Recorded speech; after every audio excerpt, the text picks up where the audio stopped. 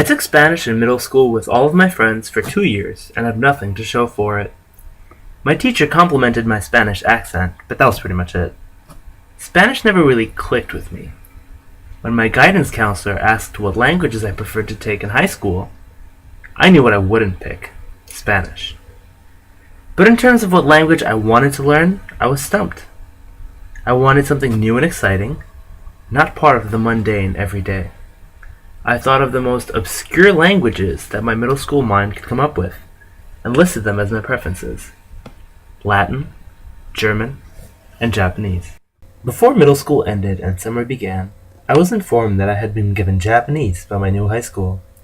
I knew nothing about Japan besides what I had read in the 2 pages of some world culture book I had inherited from somewhere. The only images I recalled were of pale women in colorful dresses and armored men with swords and masks. Besides that and Pokemon, I knew nothing of this mysterious culture. On the first day of high school, I sat on an unfamiliar desk and met the glances of unfamiliar faces. The bell rang for the beginning of first period, and a pale woman with a stern face walked in with a cup of coffee.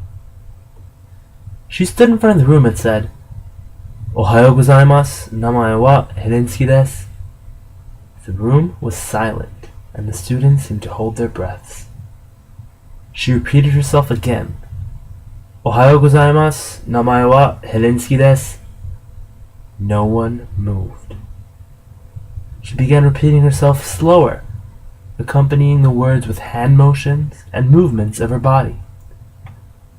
Through enough repetition and motion, someone in the back had pieced it together. She's saying, "Good morning, my name is Helensky."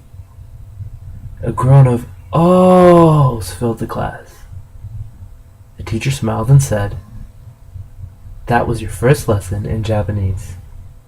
You are already ahead of most of the kids in the city." Japanese was not my best subject. In fact, it may have been my worst. But the atmosphere of the classroom made you always look forward to it. The students grew close as weeks went by and became almost like a family. The teacher was a caring woman who was very motherly towards everyone in her class. We learned words and sentence structures like every language class, but in between those lessons, we were treated to information about Japanese culture.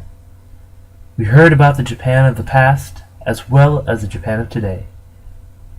We learned of folk tales that little Japanese children hear, and learned about the culture they grew up in. A whole new world of ideas and conversation opened up to us in that language class. We conversed not just with each other and the teacher, but with the Japanese world. The most beautiful thing I was introduced to in that class was the animated films of Hayao Miyazaki. Miyazaki is a Japanese film director and animator. He is an internationally acclaimed filmmaker. His animation studio, Studio Ghibli, created many animated movies with some of the most beautiful art I had ever seen. The central themes of his movies that resonated with me the most was the theme of man's relationship to nature. The beauty and fragility of the earth, showed by his art, reflected the environmental themes in his work. Mountains and rivers are mighty, but anything can be bent by the might of humans. In this time of progressive urban sprawl that I had known my entire existence, the green and brown of humanity poked through the gray concrete. I find myself coming back to these movies time and time again, long after high school. The beauty of his style never fails to amaze me.